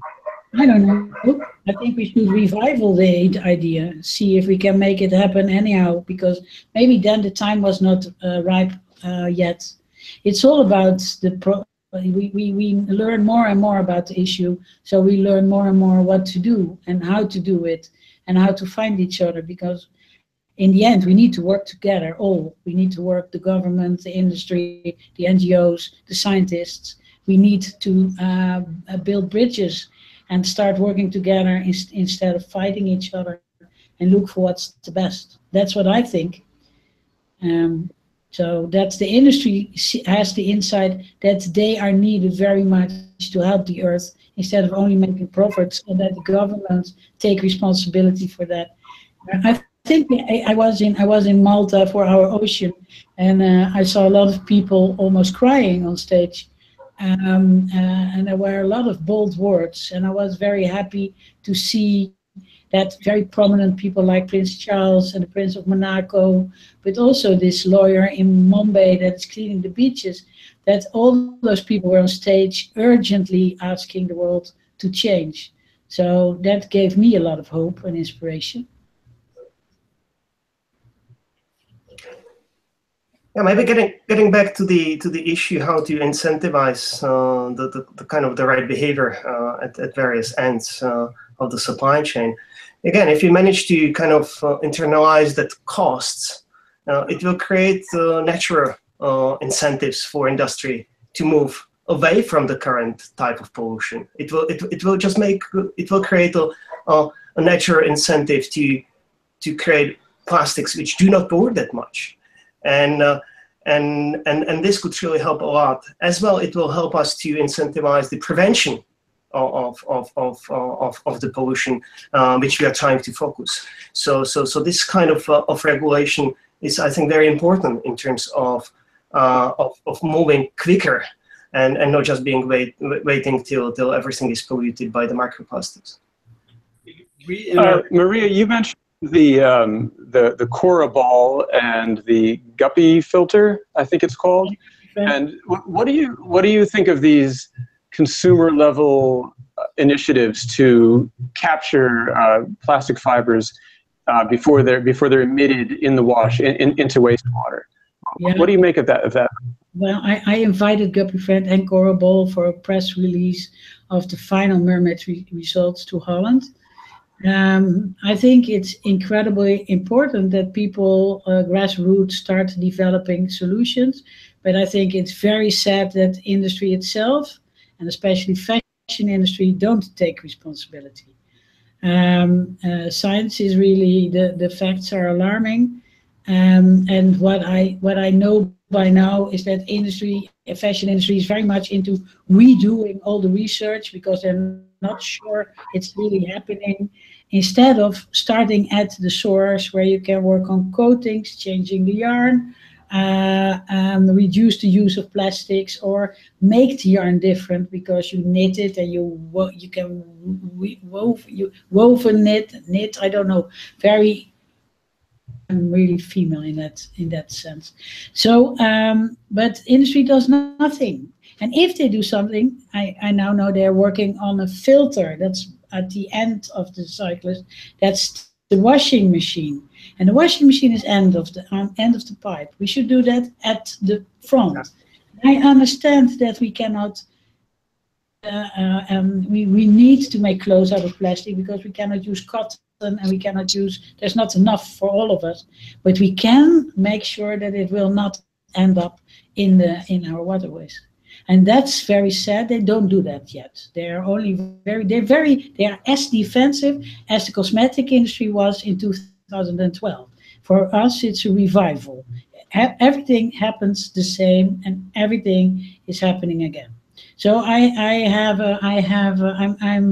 we are researching something with 3 scientific institutes right now, and we will publish the results or make them.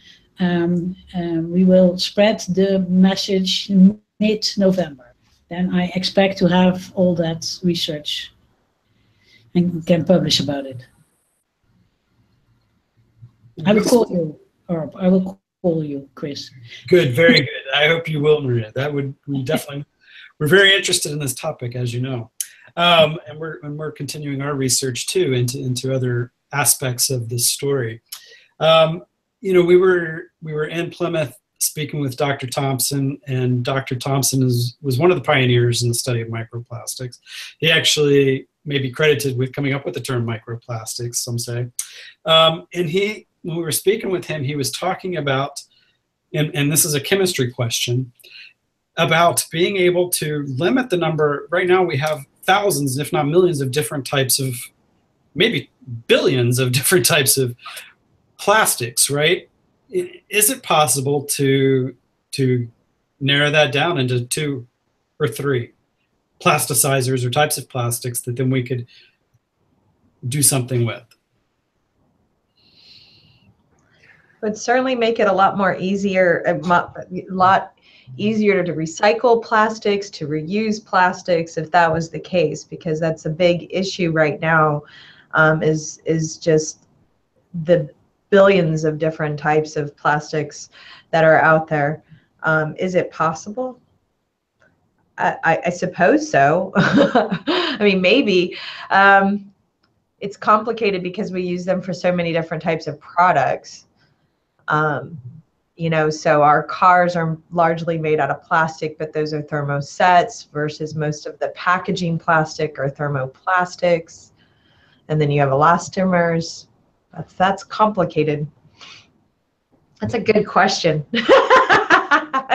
I don't have an answer for you. I was all excited. It was a chemistry question. Maybe we could reduce the amount of toxics in there.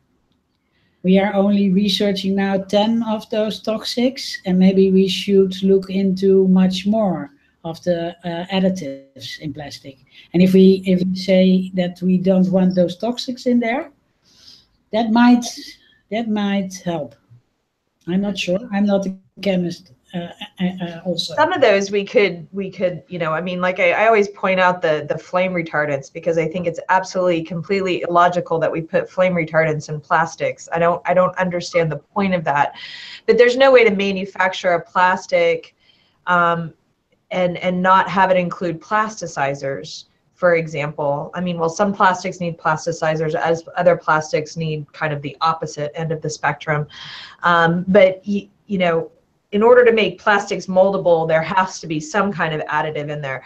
But things like colorants, UV stabilizers, I don't know how important they are. So, I mean, some of those additives, I think we could definitely examine and probably eliminate. And maybe we could come up with like kind of agreed on like certain formulations. Like if you're going to make polyethylene, it's this mixture, It's this type of cookie. It's a chocolate chip cookie. It's got this in it. And that way, when we go to recycle it, we know exactly what's in it. And right now, the problem is that every type of plastic has a different mixture of stuff in it. And if we don't allow things like colorants and flame retardants, and we only allow certain plasticizers, and then that would at least dramatically reduce the number of plastics. I think that is very possible. I think the strategy should be multiple-fold. Basically, we should be a little bit careful about just addressing it in terms of technology, in terms of the material. We should, as well as we've been talking now, we should reduce the production of the waste. So in the areas where we can actually reduce the production of the waste, we should do that. We should understand the ecosystem as much as we can in order to identify the areas where we can actually reduce the production of the waste, and where we cannot. And that's for sure. There's a number of areas of our lives that we use plastics, and we don't have a good substitute in terms of technical features and in terms of price, obviously. So there we should really invest much more into research in terms of understanding the impact of various types of plastics, and maybe then and at the same time reducing maybe the number of plastics, and making sure that the plastic which is used is actually the least polluting one in terms of the available materials on the market for the given purpose, obviously. Yeah, and it's interesting, when we were looking at this, in talking to different scientists, we see that these plasticizers are made with so many different kinds of chemicals, right? And so when we look at how can we do a study that would show those kinds of impacts if we're already contaminated? How do we show? Is that always going to be a problem? Is that always going to be a challenge for activism or others to be able to say to industry, well, you actually just this is a problem? I think personally that if you can prove, I know that the Atomer Institute in Monaco with David Osborne, he told me in Malta that they are going to start up a project in which they're going to look what the plastics do, where it goes, where the plastic goes in the human body. So they're going to look into the nanoplastics in the body. I think you should, if you start researching the human body, you create a sense of urgency, and it might then be that you say that should be into reach, that it's a toxic emission into the environment and that it's attacking our health. If that is so, then we get another discussion. I'm not saying that it is so, but I think we should research it. So I'm very very into finding money for scientific institutes and for people like Heather Leslie, Dick Vettak, and Richard Thompson to do that research. What we don't know, we cannot rely on what we don't know. We need to find answers. Yeah. There are a lot of questions out there, and I think it's maybe a good point to make in this discussion.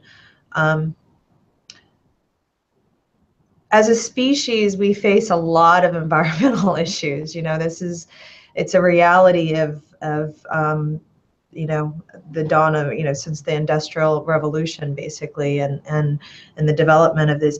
But I think I want us I just like to make the point, and there are a lot of questions that we still need to investigate and look at. The biggest environmental issue facing our society is climate change, and we can't argue that, and I wouldn't want to. I mean, that is the biggest issue facing our species. But I think it is important to note that the United Nations lists plastic pollution and synthetic chemicals as second to climate change. I mean, that's the importance of this work and this issue in our society. When you're talking about these chemicals and the impacts that they have, you know, from effeminization, you know, reduced sperm counts, connections to very specific types of cancer, breast cancer, ovarian cancer, prostate cancer, increases in ADHD and autism and obesity rates. I mean, all of these are well-established human health issues that are connected to the chemicals that are within plastics. And this is the reason why the United Nations ranks it so high. So I think it is really important for us to be aware of kind of the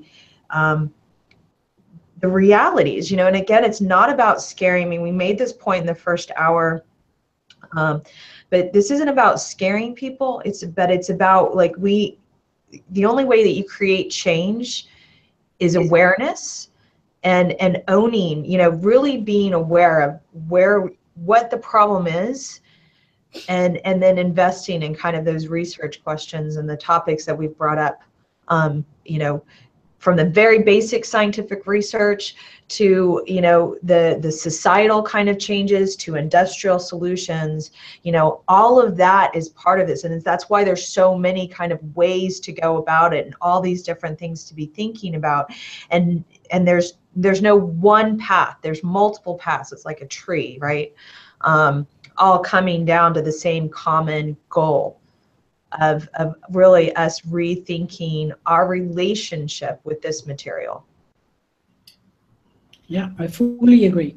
How important is it that you know, as we as humans do something about this right this minute, that we really put an emphasis on this versus limiting our carbon output? How important is our microplastics right now in human history?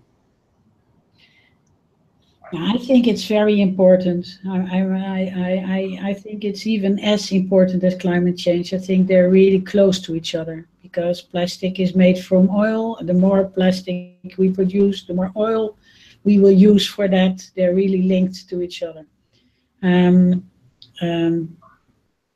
Yeah, I think microplastics are in the air, are everywhere. So I think, and then they become nanoplastics, even more dangerous. So I think it's a very, very urgent question.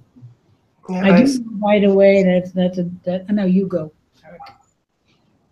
Yeah, as Maria mentioned, they're very much connected. I mean, our kind of preliminary LCA, which we have carried out, like points out that there are negative impacts in terms of climate change drivers. So we need to address the production of the waste as much as we can now. So creating conditions for behavior change, raising the awareness in terms of both population, what they can do now and what kind of pressure they can create on the decision makers and on the industry. Obviously, we are voting with our dollars and euros in the retail outlets every day. how can we, so somebody asked how we can change attitudes, which, you know, you brought up the point just there, right? We change, you know, one thing is to start with ourselves, you know, and change your habits. You know, it always, you know, my favorite mantra, you know, is from Gandhi, you know, be the change you wish to see in the world. I can't point at other people and tell other people that they're doing something wrong in their life if I'm not making the change myself, you know. So one way we change attitudes is honestly by changing ourselves.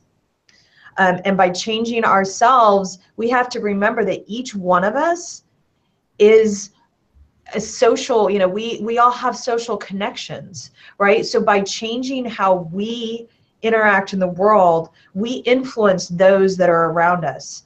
You know, we influence, and some of that is talking. I mean, God, you know, each one of us needs to be talking more about this, you know, and I know it's not the funnest dinner conversation. You know, I'm sure I've been excluded from many a social engagement because they're like, oh, Sam's going to start talking about plastic.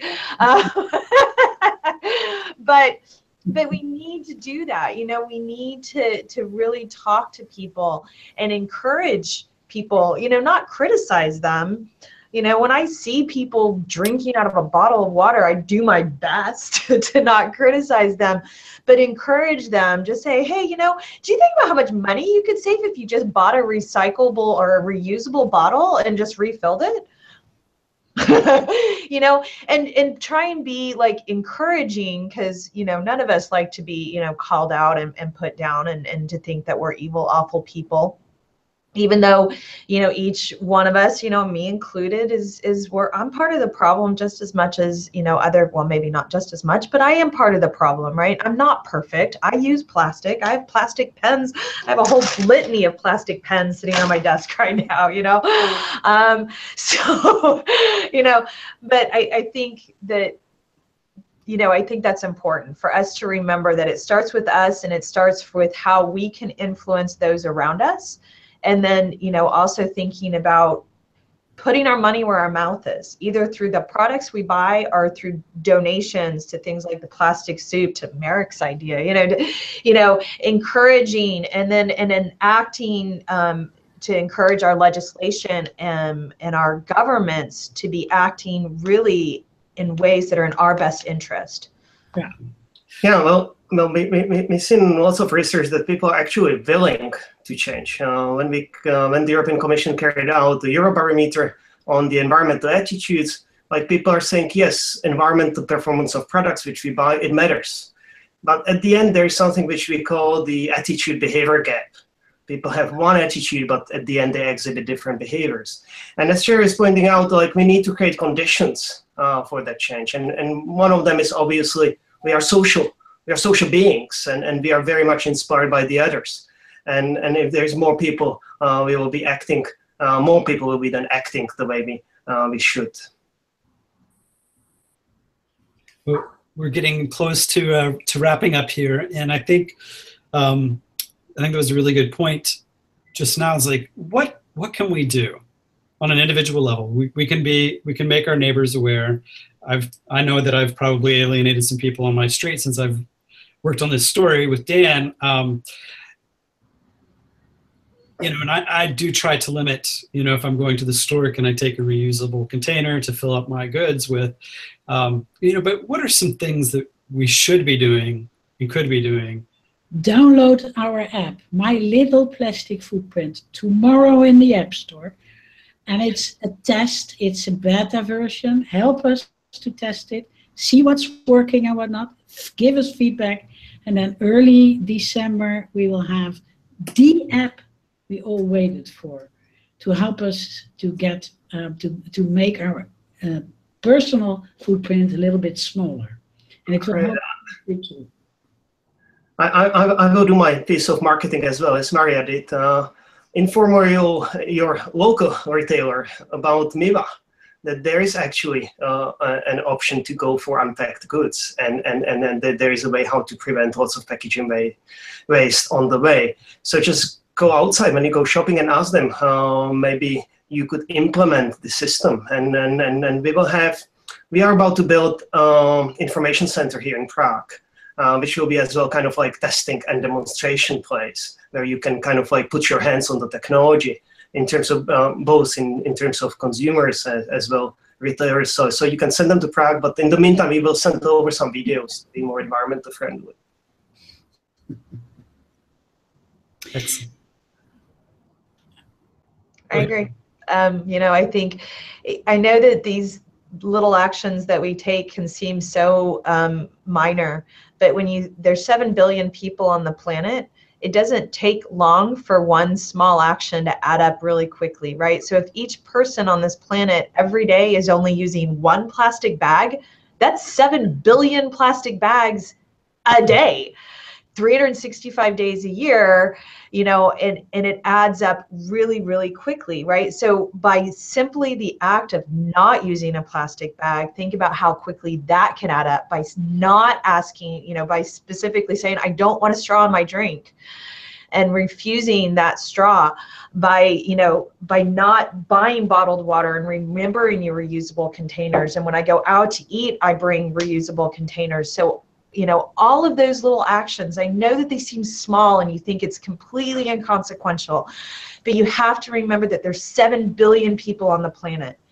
And so those little actions add up to a really big thing. Well, I think we're right on time here, so we're going to wrap it up with that. And I just want to say thanks so much to all of you for participating today in this and helping us, you know, tell the story a little deeper, and to sharing your experiences and what you're doing to make this world a little bit better place for all of us. Dan, do you have anything else you want to add? No, that was a great way to cap it off. Thank you, Sherry. I think, you know, if people are still interested and they haven't seen our project yet, please take a look, www.orbmedia.org. You can find the story there, as well as several other stories, and learn more about Orb. We really appreciate it.